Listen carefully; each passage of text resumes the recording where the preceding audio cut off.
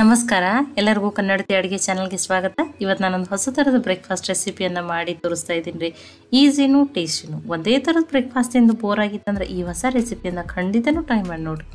ಈ ಒಂದು ಪಾತ್ರೆಗೆ ನಾನಿಲ್ಲಿ ಅರ್ಧ ಬಟ್ಲಾಗಷ್ಟು ಸಣ್ಣ ರವೆ, ಏನು ಉಪ್ಪಿಟ್ಟು ರವೆ ಅಂತ ಕರಿತೀವಿ ರೀ, ಅದನ್ನು ತೊಗೊಂಡಿದ್ದೀನಿ. ಮತ್ತು ಇದು ಹಸಿ ರವೆ ರೀ.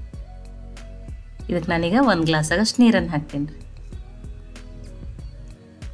ನೋಡಿ, ಈ ರವೆ ನೆನೆಲಿರಿ ಒಂದು 5 ನಿಮಿಷ. ನಾನು ಅನ್ಕತಕ್ಕ ಸೈಡಿಗೆ ಇಡ್ತೀನಿ. ನಾನು ಇದನ್ನು ಆಮೇಲೆ ಯೂಸ್ ಮಾಡ್ತೀನಿ.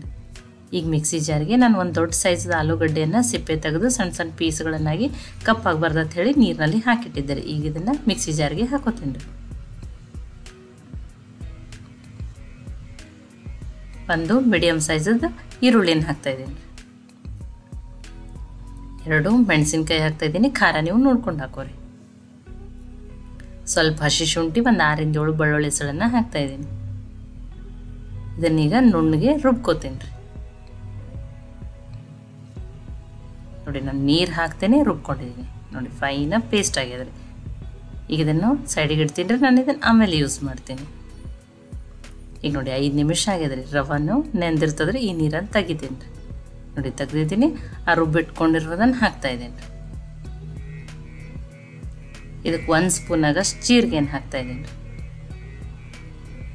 1 ಸ್ಪೂನ್ ಆಗಷ್ಟು ಚಿಲ್ಲಿ ಫ್ಲೇಕ್ಸ್. ನೀವು ಚಿಲ್ಲಿ ಪೌಡ್ರ್ ಹಾಕಿರೋ ನಡೀತಾರೆ ರೀ. ಒಂದು ಅರ್ಧ ಸ್ಪೂನ್ ಆಗಷ್ಟು ಹಾಕಿರಿ. 1 ಸ್ಪೂನ್ ಆಗಷ್ಟು ಕಸೂರಿ ಮೆಥಿ, ಸ್ವಲ್ಪ ಕೊತ್ತಂಬರಿ ಸೊಪ್ಪು, ರುಚಿಗೆ ತಕ್ಕಷ್ಟು ಉಪ್ಪು, ಒಂದು 2 ಸ್ಪೂನ್ ಆಗಷ್ಟು ಎಣ್ಣೆನ ಹಾಕ್ತಾಯಿದ್ದೀನಿ ರೀ. ಸಣ್ಣ ಸ್ಪೂನ್ಲೆ, ದೊಡ್ಡ ಸ್ಪೂನ್ ಇದ್ರೆ 1 ಸ್ಪೂನ್ ಆಗಷ್ಟು ಹಾಕಿ. ಇದರಲ್ಲಿ ಇನ್ನೊಂದು ಅರ್ಧ ಬಟ್ಲಾಗಷ್ಟು ನೀರನ್ನು ಹಾಕಿ ಮಿಕ್ಸಿ ಜಾರಿಗೆ ಹಾಕಿ ಹಾಕ್ತಾಯಿದ್ದೀನಿ ರೀ. ಈಗ ಇದನ್ನು ಮಿಕ್ಸ್ ಮಾಡ್ಕೋತೀನಿ ರೀ. ನೋಡಿ, ನಿಮ್ಗೆ ಯಾವ ರೀತಿ ಇರಬೇಕಂತ ತೋರಿಸ್ತೀನಿ. ತುಂಬ ತೆಳುವೂ ಬೇಡ, ತುಂಬ ಗಟ್ಟಿನೂ ಬೇಡ. ಈ ರೀತಿ ಇದ್ದರೆ ಸಾಕ್ರಿ. ಈಗ ಇದು ಕರೆಕ್ಟಾಗಿ ರೆಡಿ ಆಗಿದೆ. ನೋಡಿ, ಈಗ ಒಂದು ಪ್ಯಾನಿಗೆ ನಾನು ಇದನ್ನು ಹಾಕೋತಾ ಇದ್ದೀನಿ ರೀ.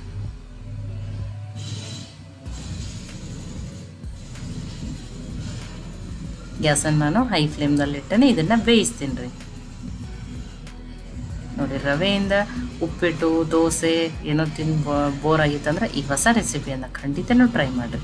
ಇದನ್ನು ನೋಡಿ, ಹೈ ಫ್ಲೇಮ್ನಲ್ಲಿಟ್ಟನೆ ಕಂಟಿನ್ಯೂ ಆಗಿ ತಿರುವಾಡ್ಕೊಂಡು ಬೇಯಿಸ್ಕೊತೀನಿ ರೀ. ಅದನ್ನು ತಿರುವುದಂಗೆ ಏನಾಗ್ತದೆ, ಇದು ಗಟ್ಟಿ ಆಗ್ತದೆ ರೀ. ನೋಡಿ, ಪಾತ್ರೆ ತಳ ಬಿಡೋವರೆಗೂ ಚೆನ್ನಾಗಿ ಬೇಯಿಸ್ಕೋಬೇಕ್ರಿ ಇದನ್ನು. ನೋಡಿ, ಒಂದು 3 ಇಂದ 4 ನಿಮಿಷ ಆಗಷ್ಟು ಬೇಕು ರೀ ಟೈಮ್. ಹೈ ಫ್ಲೇಮ್ನಲ್ಲಿಟ್ಟನೆ ನಾನು ಬೇಯಿಸಿದ್ದೀನಿ. ನೋಡಿ ನೋಡಿ, ಫುಲ್ಲ ಗಟ್ಟಿ ಆಯ್ತು ಈ ರೀತಿ. ನೋಡಿ, ಪಾತ್ರೆ ತಳ ಚೆನ್ನಾಗಿ ಬಿಡ್ಬೇಕ್ರಿ ಅದು, ಅಂದರೆ ಚೆನ್ನಾಗಿ ಬೇಯ್ದಿರ್ತದೆ ರೀ. ನೋಡಿ, ಇದು ಕರೆಕ್ಟಾಗಿ ರೆಡಿ ಆಗಿದೆ. ಇದೇ ಥರ ಆಗ್ಬೇಕು. ನಾನು ಗ್ಯಾಸನ್ನು ಆಫ್ ಮಾಡ್ತೀನಿ. ಒಂದು ಸ್ವಲ್ಪ ಆರಲಿದೆ, ತುಂಬಾ ಬಿಸಿ ಅದಿದೆ. ಈಗ ಸ್ವಲ್ಪ ಆರಿದ್ರೆ ಇನ್ನೊಂದು ಚೂರು ಬಿಸಿ ಅದನ್ನು ನಾನು ಈಗ ಇದನ್ನು ಈ ಪ್ಲೇಟಿಗೆ ಹಾಕೋತೀನಿ ರೀ. ನೋಡಿ, ಕೈಗೆ ಒಂದು ಸ್ವಲ್ಪ ಎಣ್ಣೆ ಹಚ್ಕೊಂಡು ಇನ್ನೊಂದು ಸ್ವಲ್ಪ ನಾದ್ಕೋತೀನಿ ರೀ. ಇದನ್ನು ಸ್ವಲ್ಪ ಬಿಸಿನೇ ಆದ್ರೆ ಇದು.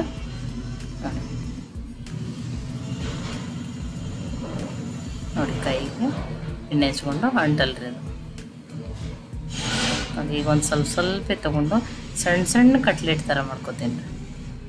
ತುಂಬ ದೊಡ್ಡವಲ್ರಿ, ಇಷ್ಟೇ ಸಣ್ಣ ಪೇಡ ಇರ್ತಾವಲ್ಲ ಆ ಸೈಜು ಅಷ್ಟೇ. ಮತ್ತು ನಿಮಗೆ ಬೇರೆ ಯಾವ ರೀತಿ ಬೇರೆ ಶೇಪ್ದಲ್ಲಿ ಬೇಕಂದ್ರೆ ಆ ರೀತಿಯೂ ಮಾಡ್ಕೋಬೋದು. ನೋಡಿ, ಇಷ್ಟಿಷ್ಟೇ ಮಾಡ್ಕೋತೀನಿ. ಸಣ್ಣ ಇದ್ದಷ್ಟು ಬೇಗನೇನು ಬೇಯ್ತಾವ್ರಿ. ಇಷ್ಟಿಷ್ಟೇ ಪೇಡ ಸೈಜಲ್ಲಿ ಮಾಡ್ಕೊಂಡಿದ್ದೀನಿ. ನಾನು ಇನ್ನೊಂದನ್ನು ಮಾಡಿ ತೋರಿಸ್ತೀನಿ ರೀ ನಿಮಗೆ.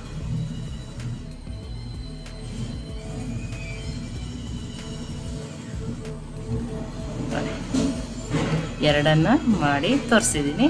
ಈಗ ಉಳ್ಕಿದ ಹಿಟ್ಲೆ ಒಮ್ಮೆಲೆ ರೆಡಿ ಮಾಡಿ ಇಟ್ಕೋತೀನಿ ರೀ. ನೋಡಿ, 2 ರೆಡಿ ಮಾಡಿದ್ದೀನಿ. ನೋಡಿ, ಒಮ್ಮೆಲೆ ರೆಡಿ ಮಾಡಿ ಇಟ್ಕೊಂಡಿದ್ದೀನಿ. ಇದನ್ನು ನೀವು ಡೀಪ್ ಫ್ರೈನೂ ಮಾಡ್ಕೋಬೋದು, ಶಾಲೋ ಫ್ರೈನೂ ಮಾಡ್ಕೋಬೋದು. ನಾನು ಶಾಲೋ ಫ್ರೈ ಮಾಡೋಕ್ಕೆ ಆಲ್ರೆಡಿ ಪ್ಯಾನಲ್ಲಿ ಎಣ್ಣೆನೂ ಕಾಯ್ಲಕ್ಕೆ ಇಟ್ಟಿದ್ದೀನಿ ರೀ. ಎಣ್ಣೆನೂ ಚೆನ್ನಾಗಿ ಕಾಯ್ದದು. ಈಗ ಇದನ್ನು ಶಾಲೋ ಫ್ರೈ ಮಾಡೋಣ. ಇದನ್ನು ಶಾಲೋ ಫ್ರೈ ಮಾಡ್ಕೊತೀನಿ. ಎಣ್ಣೆನೂ ಚೆನ್ನಾಗಿ ಕಾಯ್ದದ. ಗ್ಯಾಸು ಮೀಡಿಯಮ್ ಫ್ಲೇಮ್ದಲ್ಲಿನೇ ಇರಲಿ.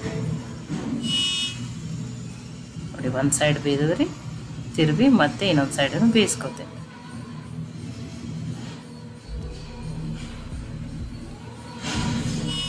ನೋಡಿ, ಆ ರವೆಯಿಂದ ಕೆಂಪಾಗಿ ಕಲರ್ನು ತುಂಬಾ ಚೆನ್ನಾಗಿ ಬಂದದ. ನೋಡಿ, 2 ಸೈಡ್ ಬೇಯ್ದವ್ರಿ.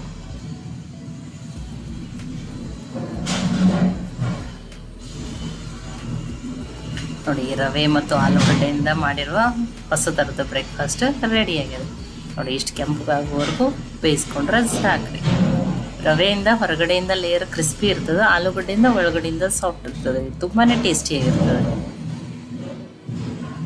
ನೋಡಿ. ಬಿಸಿ ಬಿಸಿಯಾಗಿರುವ ಹೊಸ ಥರದ ಬ್ರೇಕ್ಫಾಸ್ಟು ರೆಡಿಯಾಗಿದೆ. ಇದಕ್ಕೆ ಏನು ಹೆಸರಿಡೋದು ಅಂತೇಳಿ ನೀವು ಕಮೆಂಟ್ ಮಾಡಿ ನೀವೇ ಹೇಳಿ ನೋಡಿ. ತುಂಬಾ ಚೆನ್ನಾಗಿ ಬಂದದ್ರಿ, ಟೇಸ್ಟಿನೂ ಅದ, ಹೆಲ್ದಿನೂ ಅದ ನೋಡಿ. ಹೊಸ ಬ್ರೇಕ್ಫಾಸ್ಟು ಇದನ್ನು ಬಿಸಿ ಬಿಸಿ ನೀವು ಹೀಗೇನೂ ತಿನ್ಬೋದು, ಕೊಬ್ಬರಿ ಚಟ್ನಿ ಜೊತೆನೂ ತಿನ್ಬೋದು, ಸಾಸ್ ಜೊತೆನೂ ತಿನ್ಬೋದು, ಸಾಯಂಕಾಲ ಟೀ ಜೊತೆನೂ ಮಾಡ್ಕೋಬೋದು. ಈ ರೆಸಿಪಿ ನಿಮ್ಗೆ ಇಷ್ಟ ಆಗಿತ್ತಂದ್ರೆ ಲೈಕ್ ಮಾಡಿ, ಶೇರ್ ಮಾಡಿ, ಕಮೆಂಟ್ ಮಾಡಿರಿ.